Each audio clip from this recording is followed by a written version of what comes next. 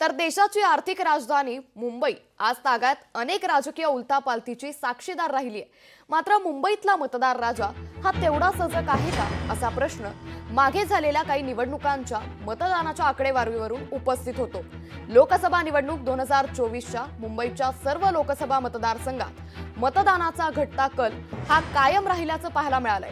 मुंबईकर आणि ठाणेकर मतदानाच्या विषयावर अचानक निराश का होतात असा प्रश्न निवडणूक विभागासमोर देखील पडलेला आहे। लोकशाहीला बळकट करण्यासाठी मतदानाचा टक्का वाढवणं ही सर्व मुंबईकरांची जबाबदारी आहे।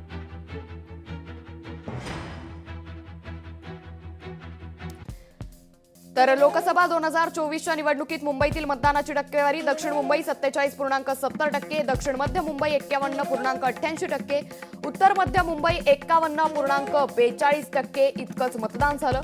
उत्तर मुंबईमध्ये 55.21%, ईशान्य मुंबईमध्ये 53.75%, तर वायव्य मुंबईमध्ये 53.67% इतक्याच मतदानाची नोंद ही लोकसभा 2024च्या निवडणुकीत मुंबईच्या विभागावाईज ही पाहायला मिळाली आहे। त्यामुळे सर्व मुंबईकरांना लोकशाही मराठी देखील आवाहन करते की उद्या पार पडणाऱ्या विधानसभा निवडणूक 2024च्या मतदान प्रक्रियेत आपला मोलाचा वाटा हा नक्की बजवावा, आपल्या मतदानाचा हक्क नक्की बजवावा।